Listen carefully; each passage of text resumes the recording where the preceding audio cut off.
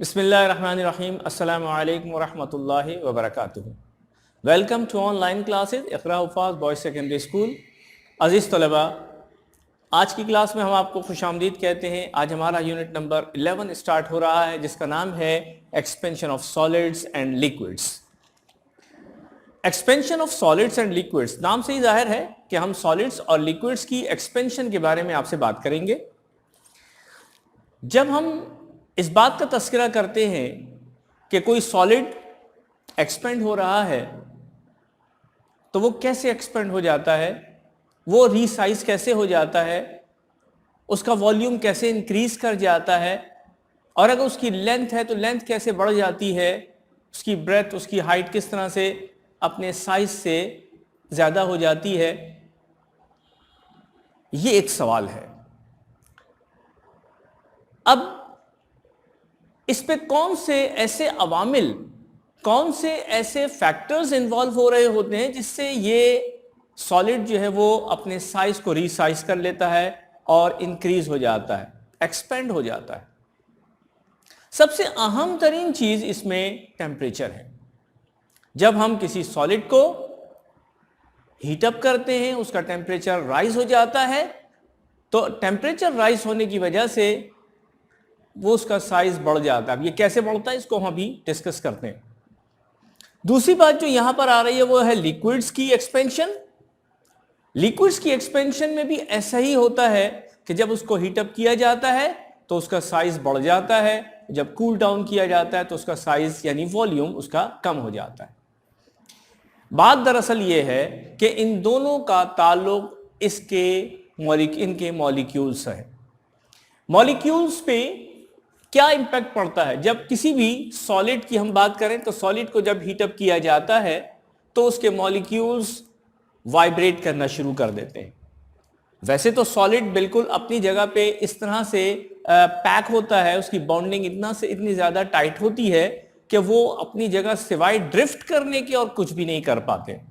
लेकिन जब उनको हीटअप किया जाता है तो वो एक्साइटेड हो जाते हैं, और एक्साइटेड होने की वजह से उनको चूंकि एनर्जी मिल रही है, हीट एनर्जी उन तक पहुंच रही है, तो वो हीट एनर्जी मिलने की वजह से उस हीट एनर्जी को वर्क डन में कन्वर्ट करते हैं। काइनेटिक एनर्जी उनकी इंक्रीज कर जाती है, चुनाचे वो बहुत ज्यादा वाइब्रेशन पे आ जाते हैं। और जब वो बहुत ज्यादा वाइब्रेशन पर आते हैं तो उनको ज्यादा स्पेस चाहिए मूव करने के लिए, और चूंकि उनके पास एनर्जी मौजूद है इसलिए वो उसकी अपनी अपनी अपनी यानी एनर्जी को यूज करते हुए जो इनको हीट एनर्जी से मिल रही होती है वो अपने यानी स्पेस को बढ़ाना शुरू कर देते हैं। अगर किसी भी सॉलिड के अंदर जस्ट लेट अस से 1,00,000 मॉलिक्यूल मौजूद हैं, हीटअप होने के बाद वो 1.5 लाख या 2 लाख नहीं हो जाएंगे, बल्कि क्या होगा कि वो 1,00,000 मॉलिक्यूल्स जितने भी हैं वो अपनी यानी इस एनर्जी को यूज करते हुए ज्यादा मूवमेंट जो है वो शो करेंगे, और काइनेटिक एनर्जी इनकी बढ़ जाएगी, और जिसकी वजह से ये हर तरफ मूव करना शुरू कर देंगे और इनको ज्यादा स्पेस चाहिए होगी। और चूंकि एक सॉलिड की अपनी एक हुदूद होती है, अपनी एक डायमेंशंस होती हैं, उस डायमेंशन से वो बाहर चूंकि नहीं निकल सकते, इसलिए जहां पर उनकी डायमेंशंस एंड होती हैं वहीं तक उनको वो एक्सपेंड कर देते हैं, और हर एक को ये पुश करते हैं। पुश करने की वजह से एक एनर्जी दूसरे यानी एक मॉलिक्यूल की एनर्जी दूसरे मॉलिक्यूल तक ट्रांसफर भी होती चली जाती है। बहरहाल ये वो रीजंस होते हैं जिसकी वजह से किसी सॉलिड का वॉल्यूम इंक्रीज कर जाता है। अच्छा, अब बात आती है ये कि अगर बहुत सारे सॉलिड्स ले लिए जाएं, मुख्तलिफ किस्म के सॉलिड्स ले लिए जाएं, तो क्या उन सब में एक्सपेंशन एक जैसी होती है? आइए एक एक्सपेरिमेंट करके देखते हैं। हमने यहां पे 6 रॉड्स लिए, 1 2 3 4 5 6, और इनकी जो ओरिजिनल लेंथ है वो हमारे पास यहां से लेके और यहां तक यानी ये पूरी की पूरी लेंथ यहां से लेके और यहां तक, इसी तरह यहां से लेके यहां तक, ये सारी ओरिजिनल लेंथ जो है वो इनकी यहां से यहां तक चल रही है, यहां से यहां तक। अब हमने इसको एक मखसूस टेम्परेचर दिया, यानी हर एक को जो टेम्परेचर हमने दिया है वो फिक्स है। फॉर एग्जाम्पल हमने इसको 30 डिग्री सेंटीग्रेड तक हीटअप कर लिया। कहां तक? 30 डिग्री सेंटीग्रेड तक हमने इसको हीटअप कर लिया। अब हीटअप करने के बाद जब हम इसको चेक करेंगे तो ये हमारे पास ब्रास की रॉड थी, ये स्टील रॉड है, ये एल्युमिनियम की रॉड है, ये इन्वर रॉड है। इन्वर असल में स्टील और निकल वगैरह का एक एलॉय होता है जो जिससे ये मिलकर बनता है, और ग्लास रॉड है, और एक पायरेक्स ग्लास रॉड है हमारे पास। अब अगर इन 6 की 6 रॉड्स को 30 डिग्री सेंटीग्रेड तक हम हीटअप करते हैं तो हर रॉड अपने हिसाब से इंक्रीज करना शुरू कर देगी, अपना वॉल्यूम एक्सपेंड होना शुरू हो जाएगी। Brass, steel, aluminium, invar, glass, Pyrex glass, ये सारे के सारे एक्सपेंड होंगे। अब इसकी एक्सपेंशन जो है वो तो यहाँ पर डिफरेंट रेड कलर से इसको शो किया हुआ है। अब अगर फर्स्ट कर लीजिए कि ब्रास को लेते हैं, ठीक है। ब्रास जो है वो दरअसल एक काम और कर लेते हैं, ये ब्रास जो है वो यहां से लेके 1 मिलीमीटर, फिर अगेन 1 मिलीमीटर, फिर अगेन 1 मिलीमीटर। ये एक मैं समझाने के गरज से आपको बात कर रहा हूं ताकि हमें रेशो पता चले कि किस किस रेशो से ये इंक्रीज कर रहा है। तो ये एक तरह से 3 मिलीमीटर इंक्रीज कर जाएगा। स्टील यहां से लेके यहां तक 1 मिलीमीटर, ये हो जाएगा 2 मिलीमीटर पे, ठीक है। एल्युमिनियम जो है वो 1 करके 4 मिलीमीटर पे एक्सपेंड कर जाएगा, 4 मिलीमीटर, ठीक है। अच्छा, जबकि इन्वर्ट जो है वो सिर्फ 1 मिलीमीटर पे एक्सपेंड करेगा, 1 मिलीमीटर, ठीक है। अच्छा, बाकी की बात करते हैं। देखिए, अब मैंने यहाँ पर जो ये मिलीमीटर्स लिखे हैं ये एक्चुअल में मिलीमीटर्स नहीं होंगे, ये एक अंदाजे से हमने एक बात यहाँ लिखी है। 30 डिग्री सेंटीग्रेड एक अंदाजे से लिखा है, लेकिन सिर्फ बात बताना और समझाना मकसूद है कि अगर 30 डिग्री सेंटीग्रेड या 50 डिग्री सेंटीग्रेड तक हम इसको हीटअप करते हैं और इसमें इजाफा कितना होता है 3 टाइम्स, इसमें इजाफा कितना होगा 2 टाइम्स, और इसमें इजाफा कितना होगा 4 टाइम्स। अब ये तमाम के तमाम जितने भी हैं ये मिलीमीटर्स पे अगर देखने जाए तो ये 3 मिलीमीटर का इजाफा, और इतने ही टेम्परेचर पे स्टील जो है वो 2 मिलीमीटर के इजाफे के साथ होगा। एल्युमिनियम जो है वो इसी 30 डिग्री सेंटीग्रेड पे 4 मिलीमीटर, और इसी तरह इन्वर्ट जो है वो 1 मिलीमीटर के इंक्रीमेंट के साथ या इजाफे के साथ यहाँ एक्सपेंड होना शुरू हो जाएगा। अब इसका मतलब ये हुआ कि ये 3 मिलीमीटर जो हुआ ये 4 मिलीमीटर क्यों नहीं हुआ? इसलिए कि इसकी एक्सपेंशन का रेट कम था, जबकि स्टील का ब्रास से भी कम था। तो आप यूं समझ लीजिए कि स्टील और ब्रास इन दोनों को कंपेयर किया जाए, तो रेशो कुछ यूं बनता है, स्टील रेशो ब्रास। जैसे अभी मैंने यहां पर पार्टीशंस किए हैं ना, स्टील का 2, ब्रास का 3, ठीक हो गया। इसी तरीके से हमारे पास यहाँ पे एल्युमिनियम और ब्रास को अगर देखें, एल्युमिनियम और ब्रास को देखें तो एल्युमिनियम है 4 टाइम्स और ब्रास है 3 टाइम्स। तो ये वो रेशो बन रहे हैं कि कोई भी रॉड जो सॉलिड रॉड है वो हमारे पास एक पर्टिकुलर टेम्परेचर पे कितने रेशो के साथ अपने वॉल्यूम में इजाफा कर देती है, एक्सपेंड हो जाती है।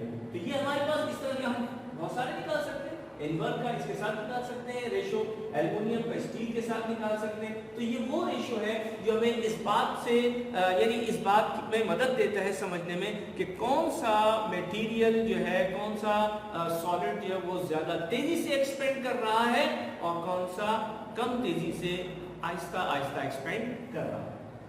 अच्छा, ये प्रॉपर्टी जिससे हर मटेरियल अलग अलग रेशो या अलग अलग रेट के साथ एक्सपेंड होता है, इसको हम यूज करते हैं बायमेटेलिक स्ट्रिप में। बायमेटेलिक स्ट्रिप। बायमेटेलिक स्ट्रिप पता है क्या होती है? बायमेटेलिक स्ट्रिप ये होती है कि हम दो तरह के मटेरियल ले लेते हैं, ब्रास और स्टील ले लिया, एल्वर और ब्रास ले लिया, या कोई भी, तो उनको लेने के बाद उन दोनों स्ट्रिप्स को आपस में स्टक कर देते हैं, एक दूसरे के साथ ज्वाइन कर देते हैं, रिविट कर दिया जाता है, यूं समझ लीजिए। अच्छा, अब जो रिविट कर दिया है उन दोनों को, यूं समझ लें कैसे, अब ये दो मार्कर हैं, ठीक है, ये दो मार्कर हैं और इन दोनों में ये एक मटेरियल हो गया, ये दूसरा मटेरियल हो गया। जैसे अभी मैंने यहाँ पे ब्रास और आयरन रखा है ना, एक स्ट्रिप ब्रास की ले ली, एक आयरन की ले ली, इन दोनों को आपस में स्टक कर दिया, रिविट करके ज्वाइन कर दिया। जब हम इसको हीटअप करेंगे तो आपको मालूम है कि हर एक का, दोनों का रेट ऑफ एक्सपेंशन जो है वो डिफरेंट है। जब ब्रास और आयरन इन दोनों को हीटअप किया जाता है, जैसे मैंने भी कहा ना कि एक पर्टिकुलर टेम्परेचर तक उसको हीटअप किया, तो 30 डिग्री हो, 50, 80, 100 डिग्री सेंटीग्रेड कुछ भी हो सकता है। ये जब आपने इसको हीटअप किया तो होगा ये कि ये एक्सपेंड होने के बाद सीधे एक्सपेंड नहीं होंगे, ये लेंथ है, ये लेंथ होने के बाद सीधी एक्सपेंड नहीं होगी, इसलिए कि ये दो स्ट्रिप का यानी रिविट करने के बाद एक कंबाइंड स्ट्रिप बनी हुई है, दो स्ट्रिप्स की एक कंबाइंड स्ट्रिप बनी हुई है जिसमें ब्रास है और आयरन है। तो जैसे ही हम यहाँ पर हीट अप करेंगे इसको, एक पर्टिकुलर टेम्परेचर पे पहुंचने के बाद होगा ये कि ये इस तरह से बैंड होना शुरू हो जाएगी हीट अप होने के बाद। ये हमारे पास कहलाती है बायमेटेलिक स्ट्रिप। बायमेटेलिक स्ट्रिप ये है, जब हीट अप किया जाता है तो ये बैंड हो जाती है। इसके बैंड होने से हमें क्या फायदा होगा, आइए इस बात को जरा देखते हैं। लेकिन ये जहन में रखिएगा कि हमने इसको बेंडिंग की वजह यानी बेंडिंग करने के लिए इसको स्ट्रिप को आपस में रिविट किया था। ये हमारे पास एक थर्मोस्टेट है, थर्मोस्टेट की डायग्राम यहाँ पर बनी हुई है। ये एक बहुत सिंपल सा इंस्ट्रूमेंट है जो हम अपने घरों में इस्तेमाल करते हैं। थर्मोस्टेट असल में टेम्परेचर को कंट्रोल करने के लिए इस्तेमाल किया जाता है। हमारे रेफ्रिजरेटर में थर्मोस्टेट होता है, हमारे कहीं अगर कोई फैक्ट्री है तो उस फैक्ट्री में एक ख़ास टेम्परेचर अगर आपको चाहिए, उस टेम्परेचर को मेंटेन रखने के लिए एक अलार्मिंग सिचुएशन यानी न बन जाए, तो वहां पर उसको कंट्रोल करने के लिए थर्मोस्टेट इस्तेमाल किया जाता है और वहां पर वो ऑटोमेटिक वर्क कर रहा होता है सिर्फ इस बायमेटेलिक स्ट्रिप की वजह से। वो कैसे, देखिए ये हमारे पास एक ब्लॉक है जो इंसुलेटर का बना हुआ है, ठीक है। ये हमने यहाँ पे देखा, देख रहे हैं कि ये ब्लैक और रेड, ये दो कलर्स की लाइंस बनाई हुई हैं। इसमें एक तो ये बाहर वाली जो ब्लैक है इसको इन्वर्ट बना दिया, और इन्वर्ट के बाद ये जो रेड वाली आ रही है ये ब्रास की है। इन दोनों स्ट्रिप्स को आपस में ज्वाइन कर दिया, स्टक कर दिया, और करने के बाद हमने क्या किया, इसके साथ हमने एक प्लेट, ये वाली प्लेट इसके साथ ज्वाइन कर दी, ठीक है। अब आप देख रहे हैं कि ये बिल्कुल स्ट्रेट है, ये बिल्कुल ऐसे ही स्ट्रेट है जैसे ये इस वक्त स्ट्रेट नजर आ रहा है। यहाँ पर ये इस ब्लॉक के साथ यहाँ ज्वाइन हुआ, ये रिविट हुआ है यहाँ पर, और इसके साथ साथ यहाँ आप देख रहे हैं कि ये ब्लू लाइन आपको नजर आ रही है, ये ब्लू लाइन नजर आ रही है जो कि कनेक्टेड है इलेक्ट्रिकल सर्किट के साथ, ठीक है। बाकी हम चले इसको इलेक्ट्रिकल सर्किट के साथ इसको ज्वाइन कर देते हैं, ठीक हो गया। अच्छा अब क्या हो रहा है कि जब हम इसको हीटर के साथ अटैच करते हैं, ठीक है, तो क्या होगा कि यहां से ये हीटर होना शुरू हो जाएगा। हीटर के साथ अटैच कर दिया, चाहे वो इलेक्ट्रिकल हीटर हो या कोई भी हीटर हो, उसके साथ इसको अटैच कर दिया। जब ये हीटर होना शुरू होगी तो डेफिनेटली ब्रास जो है वो कम एक्सपेंशन का रेट रखती है, जबकि इन्वर्ट जो है वो ज्यादा रखती है। देखिए यहाँ ये इन्वर्ट है, ये सिर्फ 1 मिलीमीटर 30 डिग्री सेंटीग्रेड पे सिर्फ 1 मिलीमीटर का इसमें एक्सपेंशन हो रहा है, जबकि ब्रास में 3 मिलीमीटर का एक्सपेंशन हो रहा है। इसका मतलब है कि ये इसका रेट कम है, इसका रेट ज्यादा है, ये ज्यादा तेजी से एक्सपेंड होती है, ये इतनी ज्यादा तेजी से एक्सपेंड नहीं होती। तो क्या होगा, ये जो रेड लाइन है ये हमारे पास ब्रास है, ये रुकना चाहिए, ये आहिस्ता आहिस्ता एक्सपेंड होगी, जबकि जो ब्लैक लाइन आ रही है ये इनवर है, और ये जो ब्रास है, सॉरी ये जो ब्रास है हमारे पास, ये ब्रास तेजी से एक्सपेंड होना शुरू होगी, और ये जो इनवर है ये हमारे पास आहिस्ता आहिस्ता एक्सपेंड होना शुरू होगी। तो ये इसको यानी इसको रोक के रखेगी, लेकिन ये जो रेड लाइन है ये तेजी से एक्सपेंड होना शुरू हो रही है, जिसकी वजह से ये ऐसे टर्न कर जाएगी। मैं बनाऊं, ये ऐसे टर्न कर जाएगी इस तरह से, ठीक है। और जब ये ऐसे टर्न करेगी तो क्या होगा, ये जो स्ट्रिप यहाँ पर लगी हुई है ये मूव करके इस तरफ जाके इसके साथ लग जाएगी। ये मैंने एरो बनाया है, ये इसके साथ अटैच हो जाएगी। जब ये इसके साथ यहाँ पर आ जाएगी, यहाँ तो एक पुश बटन लगा हुआ है, जब ये इसके साथ लगेगी तो जाहिर है कि एक बटन पुश हो जाएगा। जब ये बटन पुश होगा तो क्या होगा, स्विच ऑफ हो जाएगा। जब ये पुश बटन को प्रेस कर दिया जाएगा तो ये क्या होगा, स्विच ऑफ हो जाएगा, और स्विच ऑफ होने की वजह से हीटर बंद हो जाएगा, हीटर बंद हो जाएगा। और हीटर बंद होने से क्या होगा, आहिस्ता आहिस्ता हीट कम होना शुरू हो जाएगी, और हीट कम होने के साथ साथ ये जो स्ट्रिप यहाँ पे बैंड हो गई थी, ये हीट, अब जाहिर है कि हीट कम हो गई, कूलिंग शुरू हो गई, यानी कूलिंग से मुराद ये कि हीट, अब हीट का लेवल जो है, टेम्परेचर का लेवल कम होना शुरू हुआ, तो ये वापस अपनी जगह पर आना शुरू करेगी। जैसे ही ये वापस अपनी जगह पर आएगी, ये स्विच जो पुश हुआ हुआ था, ये स्विच जो यहाँ पे पुश हुआ था, ठीक है, ये जैसे फॉर एग्जांपल ये पुश हुआ है, तो ये जब ये स्ट्रिप पीछे आएगी तो ये दोबारा ऑन हो जाएगा। जब ये दोबारा ऑन होगा तो हीटर दोबारा से ऑन हो जाएगा। जब ये हीटर ऑन होगा तो फिर ये दोबारा से इसको हीटअप करेगी। हीटअप करने के बाद ये टाइम लगता है, इसमें 2 घंटे 3 घंटे जो भी टाइम लगता है, इस 2-3 घंटे में एक प्रोसेस, किसी फैक्ट्री का प्रोसेस चल रहा है या कोई और काम हो रहा है, तो उस पे एक टेम्परेचर मेंटेनेंस के हवाले से वर्क हो गया, और जैसे ही वो हीट जो है वो अपने लेवल से इंक्रीज करती है, तो यहाँ पे क्या होता है कि ये इसको पुश करके इसको स्विच ऑफ कर देता है, हीटर बंद हो जाता है, काम थोड़ी देर के लिए बंद हो गया। और जैसे जो बात जगहों पे ऐसा होता है कि एक खास टेम्परेचर जो है वो मेंटेन करना पड़ता है, खास टेम्परेचर मेंटेन रखना पड़ता है। अगर उससे कम या ज्यादा हो जाएगा तो ऐसी सूरत में जो प्रोडक्ट तैयार हो रही है किसी फैक्ट्री में वो ज़ाहिर हो सकती है। मैं इसे थोड़ा सा रिपीट कर देता हूँ कि जब हम किसी सॉलिड को हीटअप करते हैं तो मॉलिक्यूल्स वाइब्रेट करते हैं, उनको ज्यादा स्पेस चाहिए होती है मूव करने के लिए, और वो हर एक मॉलिक्यूल एक दूसरे को पुश ज्यादा तेजी से करना शुरू कर देता है। ये वजह होती है वॉल्यूम के इंक्रीज करने की, ठीक है। अब उसमें हर मटेरियल की अपना एक रेट ऑफ एक्सपेंशन है, और जैसे अब यहाँ पे ग्राफ मैंने बताया कि ये 3 टाइम्स मोर देन इनवर्ट ये वो हो जाता है, एक्सपेंड होता है। ये आपका जो है तकरीबन जो समझ लीजिए कि स्टील और एल्युमिनियम हाफ पे चला जाता है, स्टील एल्युमिनियम के मुकाबले में, तो इस तरह से ये मुख्तलिफ रेट्स है। ग्लास और पायरेक्स ग्लास में क्या फर्क होता है, ये ग्लास आम सा ग्लास है जब पानी पीने के लिए इस्तेमाल करते हैं या जो विंडोज वगैरह में इस्तेमाल होता है, जबकि पायरेक्स ग्लास जो है साइंटिफिक इंस्ट्रूमेंट्स में इस्तेमाल होता है। केमिस्ट्री लैब में भी आपने देखा होगा पायरेक्स ग्लास इस्तेमाल होता है। इसका रेट ऑफ एक्सपेंशन जो है वो बहुत लो रखा जाता है ताकि हमारी रीडिंग गलत ना हो जाए। फिर मैंने यहाँ पे थोड़ा सा आपको ये बताया कि ये किस रेट से किस रेशो से आपस में ये रेट ऑफ एक्सपेंशन। ये बात ध्यान में रखिएगा कि बास का रेट ऑफ एक्सपेंशन ज्यादा है, बास का रेट ऑफ एक्सपेंशन कम है।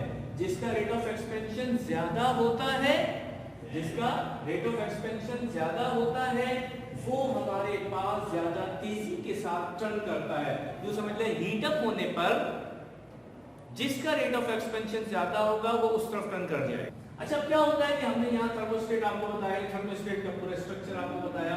ये इनवर है, ये इनवर हमारे पास देखिए ये बहुत लो रेट रखता है, जबकि ब्रास का रेट जो है वो रेट ऑफ एक्सपेंशन ज्यादा होता है। ये ज्यादा तेजी के साथ बैंड कर सकता है, एक्सपेंड कर सकता है, जिसकी वजह से ये बैंड नहीं होती है। तो जिस तरफ ज्यादा रेट ज्यादा होता है वो उस तरफ बैंड ज्यादा कर जाता है।